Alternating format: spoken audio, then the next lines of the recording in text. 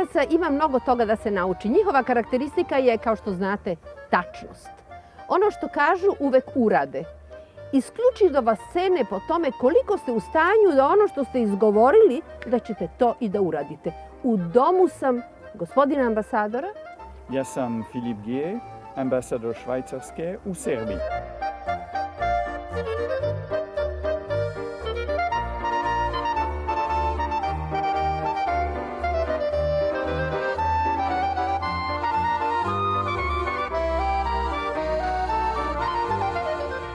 Mira, I'm very glad that you brought me to this part of the garden, the vegetable garden, because you know, it's an illustration that Swiss like very healthy food, and you are never better served as being served by yourself and having your own garden. All what we eat from in terms of vegetables, of tomatoes, of courgettes, of zucchini, comes from the garden from July to, let's say, end of September. At least for the tomatoes, those are the last ones here that we're going to eat for lunch today, in fact.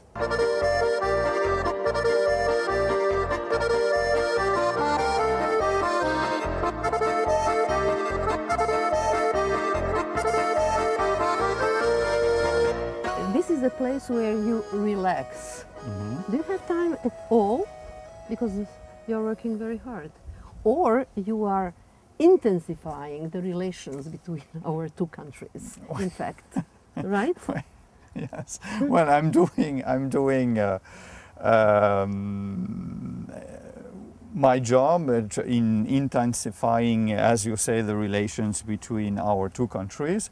But at the same time, I'm working very hard. But now, with all these technological equipment, I can work from my garden here, and while being in this great environment and my computer, and work hard and at the same time relax. So it's absolutely great.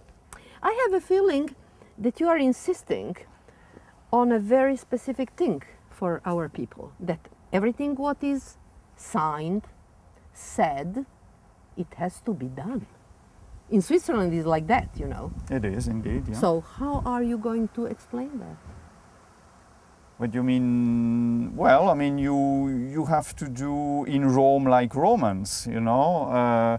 You have to adapt. As a Swiss diplomat, we adapt to the environment, and you cannot exactly work as a Swiss with a Swiss mentality in other countries, be it in Japan or be it in Serbia or be it in Germany. I mean, you have to adapt to the environment. That's what we also paid for. Tell me, what was the adjustment you did?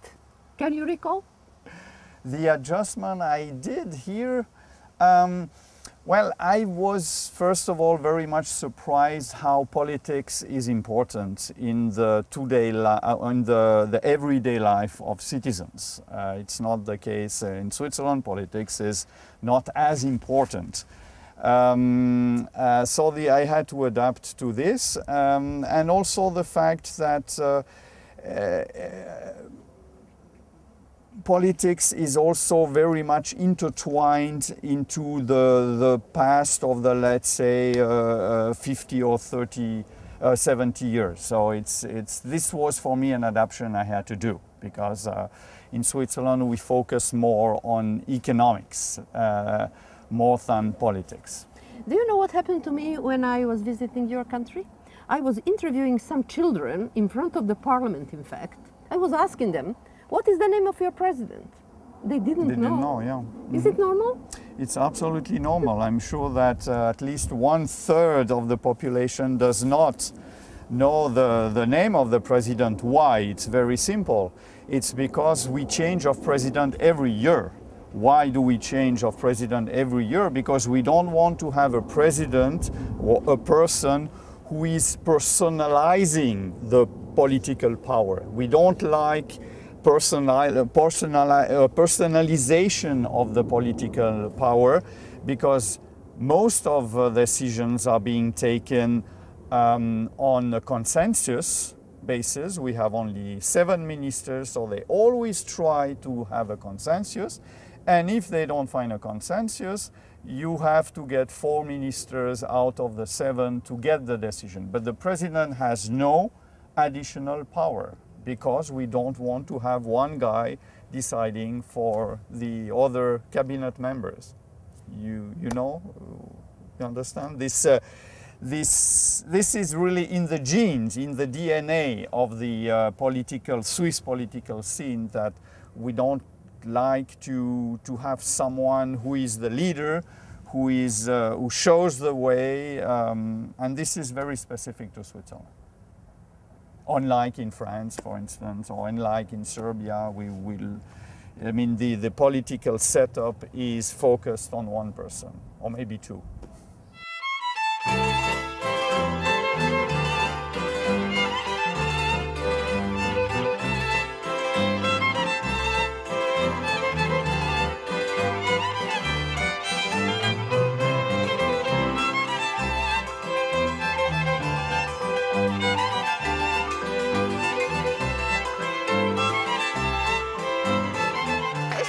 Le nom de président de Suisse, de la Fédération suisse. Comment elle l'appelle? Je ne sais pas. Non? Est-ce que tu sais? Je parle allemand.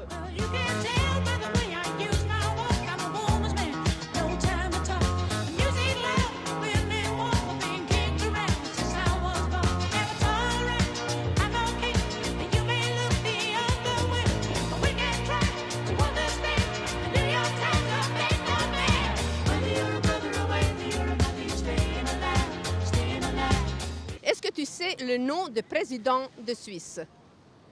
Il n'y a pas de président. Il n'y a pas? Non. Est-ce que tu sais le nom de président de Suisse? Nein, man. Il n'y a pas. Il y a? Doch, Frau. Yes? Bruder. Non, but it's a Frau, yes. Bruder. Est-ce que tu sais qui est le président de... I'm not sure, no. No, you don't No, know? I'm not sure. No. Do you know who is the president of Switzerland? Est-ce que tu sais qui est le président de Suisse? Oui, Doris Lautard.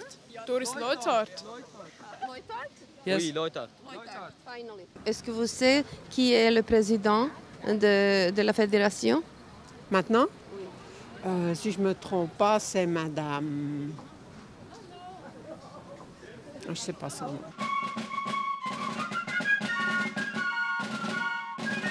I think it's Switzerland you sell, it's not a person you sell. And therefore I think our key focus is make the best for the people living in Switzerland, improve the quality of life, and this is not depending on one person, this is depending on a strong country. If you say Switzerland, you always think about long-standing neutrality, independence. Is it difficult to handle? So far, I think we could handle it very well, because with our expertise in wars, in conflicts, I think we are used not to intervene, but to help, to support other countries when they have conflicts, to be engaged in peacekeeping processes.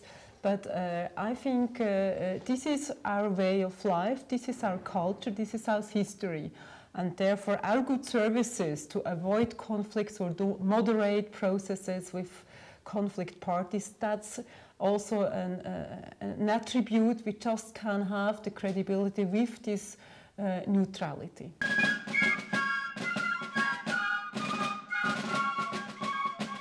You mentioned to me, you said, Mira, Switzerland is a small country. And when a country is small, definitely they are the way how this small country can exist for such a long time. There are some recipes. How a small country can survive. I mean, we were in the middle of Europe with the Austrians, the Germans, the French and the Italians trying to get influence, and the only way to the recipe of our survival was to have no alliance with any of our big neighbors. Was it easy?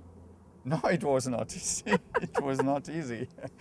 But it was the most difficult part was actually the different cantons to agree among themselves not to get involved with wars between the French and the Austrians, or between the Austrians and the Italians, and so on. So this was the most difficult part. But once all the cantons agreed through the centuries that they should not get involved with any of our neighbors, then it was much easier to get our independence.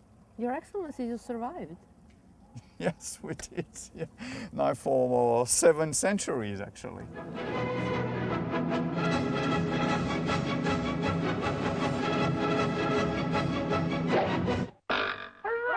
Switzerland was created in 1291 because Vienna, the Habsburg, wanted to send some Austrian judges in 1291.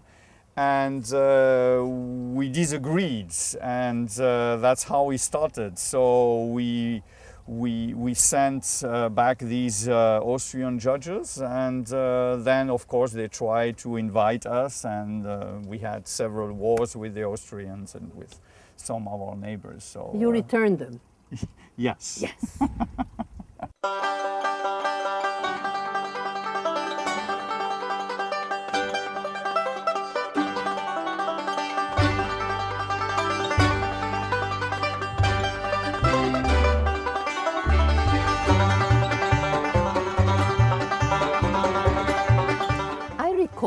When the trams were coming to Belgrade from Bern. Mm-hmm. First, what I noticed, the trams were so silent and so pleasant. In fact, you did a lot of things for my country. You did. Yes, in the case of the trams, yes, or in different areas, we're very much involved. But as far as the trams are concerned, now for the last 10 years, we have been delivering about 110 trams. I think 50 are trailers and 60 are cars. And these trams comes from Basel, a major city in Switzerland. And you know, Swiss people do cherish their public transportation. And when it came to change these trams in Switzerland, we wanted absolutely to find these trams a second home, a new life. And that's the reason we picked up Serbia, because we were Belgrade in that case. Because we knew they would be well treated and they could have a second life. And our experts are saying that the life expectancy of these trams are between 10 and 15 years, their second life. Second life. Second life. We are in a second life now. Yes.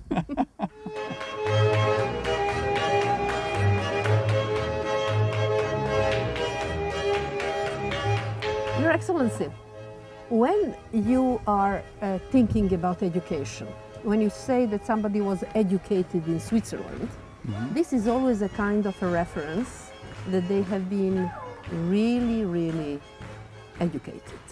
Well, the dual education system is clearly a recipe of the success of Switzerland. Why? Because with the dual education system, we do indeed match the needs of the companies and the education and the skills what are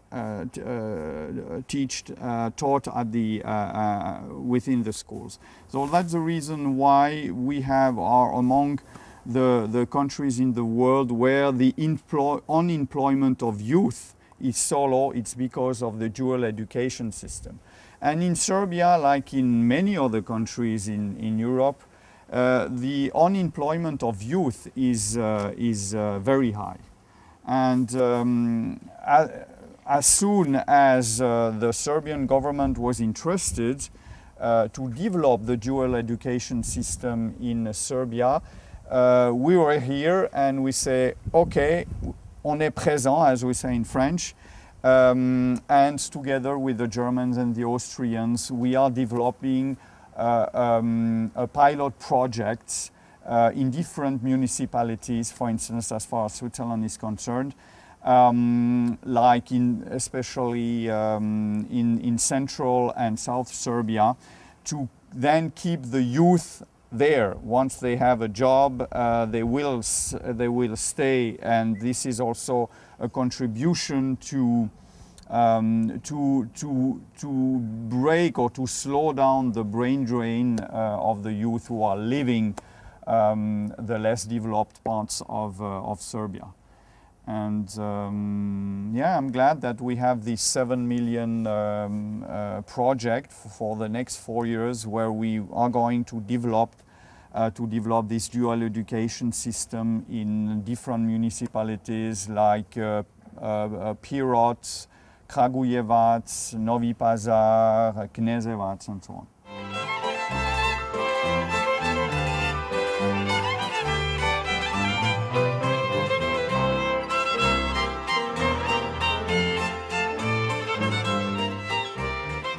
That means that in fact, if somebody is trained for, to be a kind of an engineer, half of his working time and studying time, he has to see the factory before his graduation, yeah, and not, to graduate, for example, in engineering, and before he didn't see anything from it, only books, right? Yeah, absolutely. That's the reason the dual education system is based on the principle that you spend 2 or 3 days at school a week, and the rest of the week in a company where you get skilled on the job, and you develop some practical skills on the job. And I'll give you an anecdote. When I was 15, I told my mother that I would study, and she was desperate. She said, "What? But we have such a great dual education system, and you should pick up a job, and then you will be much more practical than going to the university and just being in books and so on." And so it's a good example to illustrate that the dual education system in Switzerland is very well regarded. 2/3 of the young men and women are actually going to the dual education system. And then you get a job, but this does not close the door of university. If you want to then go to the university, you can also there are some bridges to then continue your study. So you're not stuck for your life in one job.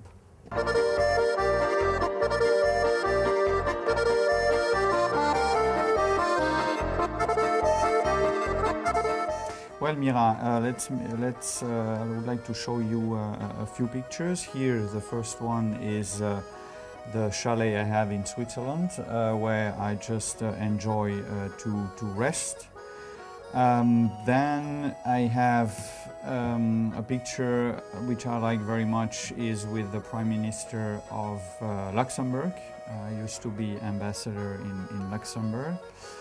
Then I have a picture of my family, my daughters in Brussels. This was taken about 10 years ago.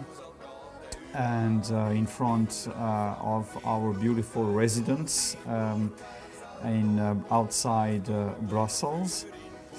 Then we have John Kerry. I greeted him when he came to the World Economic Forum in Davos, and I was expecting him just to say hello and just go away, but he took the time. We had a very interesting discussion about Syria, because he was coming from a conference about Syria. Tell me one thing, how do you, as a kind of a peacemaking and the person who is representing a country, which is neutral and always try to make a kind of a peace, you know. This is the attitude. Yeah. How do you face those different views? Explain me. What do you say? Well, what you talk to him? How?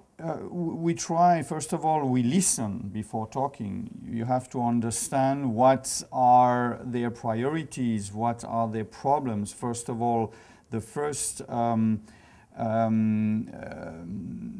quality you need to be a mediator is really to listen. And then a second quality is you should not have a hidden agenda. And Switzerland has never hidden agenda on world political strategies. You know, we are considered as being earnest brokers.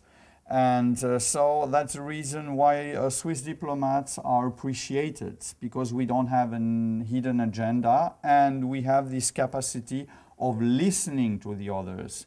Why do we have this special capacity? Because in politics, in domestic politics, as we have to find always consensus among the different parties, otherwise Switzerland is not working without consensus. So we have to listen to the others, and that makes the recipe for Swiss diplomats being appreciated mediators in such circumstances. You know something? I'm listening to you. Okay, good. So you sure you would be a good mediator also? I am.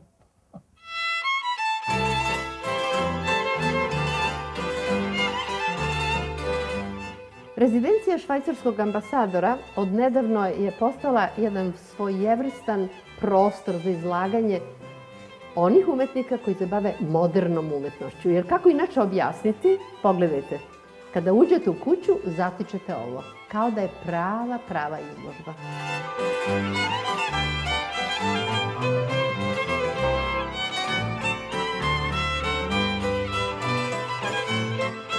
When I first knew that I would come to Serbia, I visited this space, and as I like contemporary art, I decided to use this space in order to organize exhibitions with Swiss artists and Serbian artists on a temporary basis.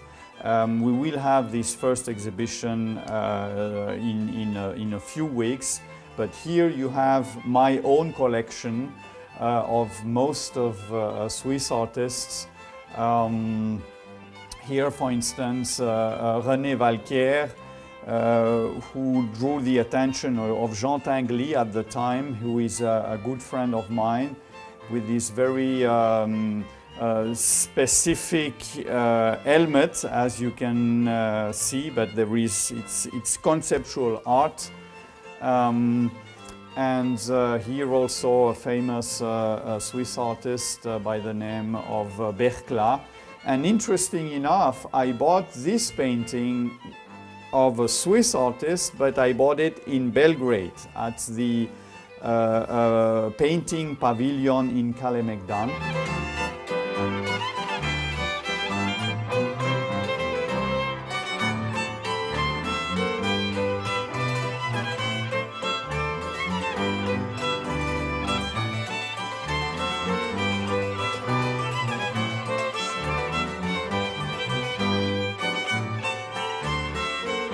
I would like this space to be dedicated to a young artist, which I would like, of course, but to be a place open. You know, the space, you can do a lot of interesting performance, you can do many different installations. So for my time here, I really want this space to be open and to once again try to bring Serbs young artists and Swiss young artists to have some kind of a dialogue between the two. I will. It's a very nice invitation. And thank you for having me. Thank you very much. It's a pleasure. Thank you, Mira.